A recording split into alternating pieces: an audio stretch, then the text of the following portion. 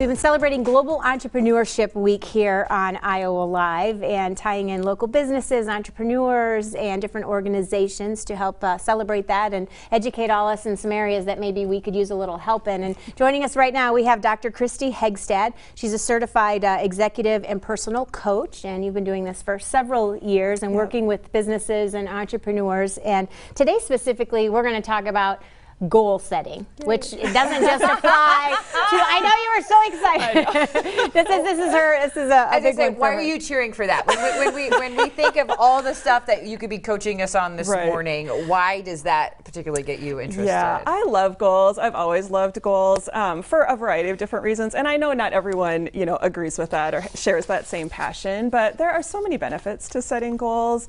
One of them, that comes to mind immediately, and it's something that I hear from prospective clients a lot, is I just wish I had clarity. That word clarity is huge. Yes. And goals provide a great opportunity to help you get clear on really what matters most, what you want to achieve, what's meaningful to you, that sort of thing. But I think the reason I love goals the most is it's really not even so much about achieving the goal as much as it is about really who you become in the process. So if you're setting, I love to help people set bold goals, what I call bold goals. And if you're doing that, if you're setting bold goals, then you become a bolder person in that process. You're taking more steps out of your comfort zone, or you're doing some things that maybe you wouldn't do otherwise, that sort of thing. And so the growth that you see in people when they move towards something or when they achieve something that they didn't know that they could do or didn't believe that they could do, those are all the reasons I get really excited about goals. So you've got a lot of great information to share with us. But before we do that, let's just talk about the importance of, because we all do have goals, and then we kind of internalize them, or we have them in our heads, and talk about the difference in that and us just thinking about them rather than, versus putting them on paper, or the more action-oriented type of. What kind of a difference does that make? It makes a huge difference, and I'm glad you bring that up too, because we all, I think in general, have so much going on in our minds that for one thing, just as much as we can get out on paper or out onto the computer, that sort of thing, is going to free up some mental space so you can actually, think about how you want to achieve these, or the action steps to take, or just, the other things that we have to think about in life. But also, along with the writing the goals down, it helps a person to refine what that goal is when you're actually putting specific words to it. And it also, can kind of inspire the action to come. So along with the writing it down, what is your plan for tracking it too? So if you're able to kind of, track different actions that you take along the way, or, different milestones, that sort of thing, that not only helps you see your progress and stay on track, but it's very motivating for a lot of us too. It brings it to life. Right. Can you give us an example of what a bold goal might be? I know it's different for everybody in the scenario they're in. So could it be like, I want to start my own business? Or is that too big? It doesn't need to be, I want to create this and sell it to people.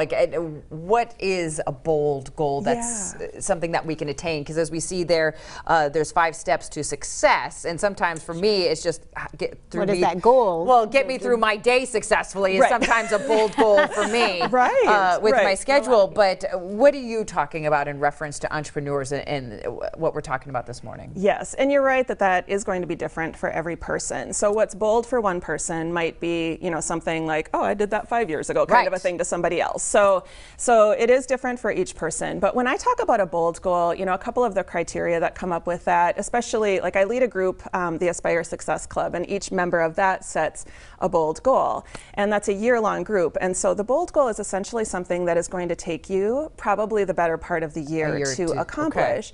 Sometimes it's more than that. If you are moving towards a certification or a degree or something like that, that might be your bold goal, and that might take several years. And sometimes it's just in the process of, you might set a bold goal, and it's something that you think, this is going to take me forever to accomplish. And then once you are paying focused attention to it and actually taking consistent action, in 4 months you've achieved it. You're able to do that more quickly. But the criteria, of being something that is stretching you out of your norm. So not something that you would necessarily well, I'm already doing it, so I'll just set it as a goal so that I can check off the box kind of a thing, even though I love checking the box as much as anybody else. But that stretches you and that is meaningful for you too. I think that's a big part of it that sometimes isn't brought up a lot. So I can give an example. Somebody I worked with several years ago, she was an entrepreneur, and she had set for a couple years in a row had set revenue goals for her business and wasn't reaching them. And that's why she came to coaching, because she was frustrated that she wasn't reaching those goals. And in the context of that, in coaching together, we found out early on that she knew intellectually that the revenue was an important part of her business, obviously, bringing in an income. But the money wasn't what drove her. That wasn't her core value, that sort of thing. So we did some values work and things like that and realized it's really the impact that she makes and the people that she gets to, help transform their lives, that sort of thing that motivated her. So we set goals around that for her. And then by virtue of achieving those, her revenue goal happens. Yeah, so just making sure that you set goals that are meaningful for you, that are aligned with your values and your purpose, that plays a huge role too. Let's break down these 5 steps to successful goal setting. Because I think it does, I think you hit the nail on the head. It's a matter of what that goal is and aligning it with your values, as you said. But how can we get started with that? So I encourage people to start by celebrating your wins. And this is kind of contrary to what we naturally tend to do. A lot of times, like if you're setting New Year's resolutions, for example, you might look back over the past year and think, what haven't I achieved that I set out to, or what, where am I not? Yep, that one is easy to go that route, right? Yeah, but positive psychology shows us too that when you start by celebrating, look back over the year or a few years or even the span of your life and jot down a bunch of those wins that you've had, and you get to define what that win is or what success is. But get a bunch of those onto paper, and that kind of improves your energy around the goals and kind of opens up your sense of possibility and reminds you that you can achieve things that you set out to do. So starting with the wins is important in the whole achievement process. And doing that throughout. Right.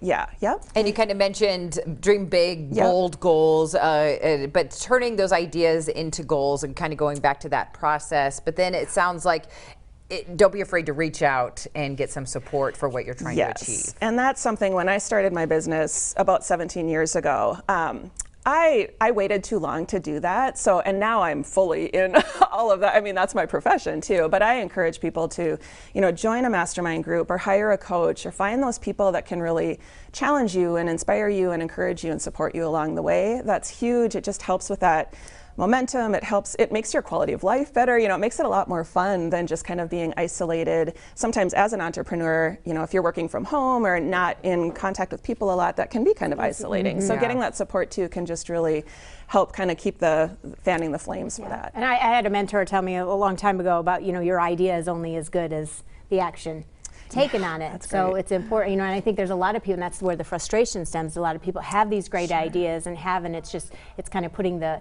goals and the plans in place to actually see those ideas come to life. Whether they fail or succeed. Exactly. And I love that you recognize the process and how beneficial and how we do grow in that, even if we don't get all the way to the final goal. Absolutely. The good that comes from that. Yep. What would you say, because it is a Women Entrepreneurial Day in this Global Entrepreneurial Week, what would you say to women out there? Do we need to look at this any differently to encourage ourselves to follow through with big plans that we might have, or is it just kind of equal for everyone to follow the successful process? I think in my experience, and my coaching clients are both men and women, and I see a lot of commonalities, but I think some of the things that we've talked about here today are, following those steps and those ideas are important across the board. One of the things that comes up a lot is the work-life balance too. As an entrepreneur, a lot of people start their own business so that they can have control over their schedule and then soon find that they're, working 80 hours a week or 90 hours a week. And, that wasn't why they intended to go into the business in the first place. So just being cognizant of that, knowing where your priorities are. And again, that support can be so huge in helping with all of those things, the work-life balance, the movement towards your goals, the success in your business and how to define that, all of that. And you brought up purpose and meaning and getting that tied into. I would imagine that maybe is a little easier to grab onto for the women entrepreneurs than or not necessarily. It's more just each individual. And sometimes if you haven't, a lot of times we don't take the time to think about, what are my core values? What are my priorities? What is my purpose? These seem like really huge questions, and they can be, but there are ways to answer those in a fairly simple and fun way so that you do have that clarity. And then once you know that, I mean, it's your goals are different. The way you achieve them is different. The way you go into action, all of that too, because it's more a matter of, what do I want to say yes to, and that's moving me and aligning me with what I've defined as what matters most versus this should, or somebody told me I need to do this, or all entrepreneurs apparently do this, that sort of thing too, that there can be so much information. So when you're clear on meaning and purpose, then you can kind of turn inward first to know if you're on track, and then go from there. Yeah. Okay, lots of great advice. Yes, and lots of great information on your website. Yeah. I mean, I love that, and it's so if you want to check that out, ChristiHegstad.com. Yeah. Always updating your blog and good information for all of us. Good. So thank you for joining us this thank morning. You so much. We're gonna get those goals accomplished and written down. Bold goals. Bold goals. Dream big. That's right. I love that. I love that.